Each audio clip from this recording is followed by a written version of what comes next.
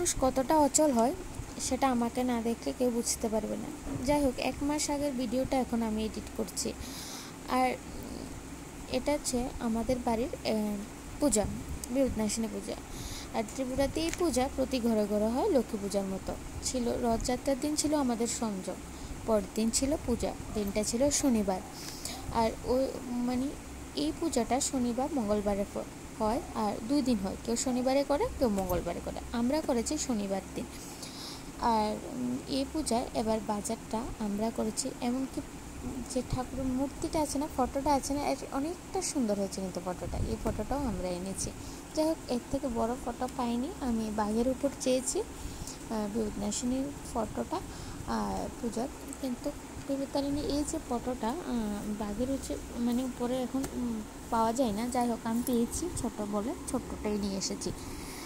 আমি ছেলেকে স্নান করিয়ে একদম খাইয়ে দাইয়ে রেডি করতে করতে নিজেও স্নান করে এসে দেখি মা ওর কাজটাও মোটামুটি কমপ্লিট হয়ে আসছে, আর আমার শাশুড়ি মাও ওই দিক দিয়ে পুরো কাজ কমপ্লিট করেছে। যেমন ঠাকুরকে ফটো বসানো, ফল কাটা, সব কিছু সাজানো গোছানো। আর এই পুজোর অনেক নিয়ম আছে, অনেক খুঁটিনাটি, অনেক কিছু লাগে। 13 ফল লাগে, 13 পান সুপারি, অনেক কিছু লাগে। সব কিছু সব মতো সব জায়গায় মানে সাজিয়ে দিয়েছে। আমি শুধু ভোগের থালাটা নিয়ে জায়গায় জায়গায় বসিয়েছি, পুজো আরতি করেছি, তারপরে পাঁচালি পড়েছি। এবছর ঠাকুরকে আনা হয়নি, কারণ আগের বছর ঠাকুরকে বলেছিলাম আমরা যে ঠাকুর দিয়ে পুজো করি, অনেক পুজো থাকার কারণে সবাই অনেক মূর্তি দিয়েও পুজো করে, তো অনেক বড় বড় পুজোও করে।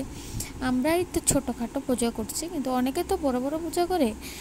তো সেখানে অ্যাটেন্ড করতে করতে আমাদের এখানে আসা হয় না, বা আমাদের ছোট ছোট পূজাগুলিকে অনেকটা অন্য ঠাকুর দিয়ে দেয়, অনেক ছোট ঠাকুর মানে যারা প্রথম পুজো করে বা যারা পুজো শেষ হয়ে গেছে, মানে কম পুজো আছে, তাদের দিয়ে দেয়। আসলে মানে মেন ঠাকুর না থাকলে ওই সবার পুজো ভালো লাগে না।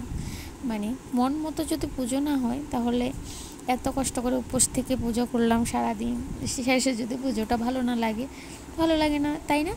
যাই হোক, আমিও এই বছর, তাই শাশুড়িমা বললো আগের বছর পুজোটা দিয়েছি, ঠাকুর মশাই এসেছে, আমার মন্ত্রতন্ত্র এসে বুলে টুলে যে একাকার অবস্থা, এবার আর ঠাকুর আনতে হবে না, তুমি পাঁচিলের পরে পুজোটা দিয়ে দেবে।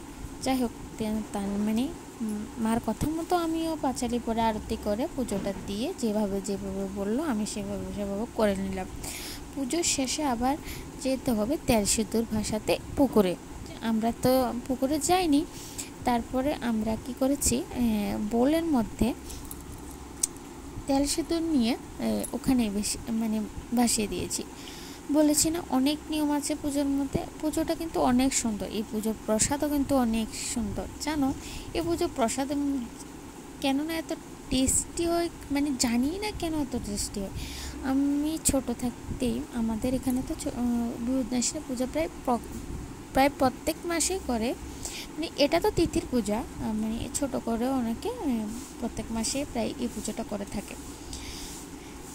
সত্যি এই বিপদনাশিনীর পূজার প্রসাদটা অনেক টেস্টি হয়। সাগু প্রসাদ, স্পেশালি সাগু প্রসাদটা অনেক ভালো লাগে, আমার তো ভালো লাগে। যাই হোক, সবার শেষে পুজো টুজো করে সবাইকে তেল সিঁদুর দিয়ে পুজোটা করে প্রসাদটা যখন খাই না, তখন অমৃত লাগে। শেষে একটু আলতা দিয়ে দিলাম, বললাম না তেল সিঁদুর দিতে হয়, আলতা পরতে হয়। আমিও তেল সিঁদুর দিয়ে সবার সাথে সিঁদুর খেলে তারপরে আমাকে দেওয়া হলো প্রসাদ।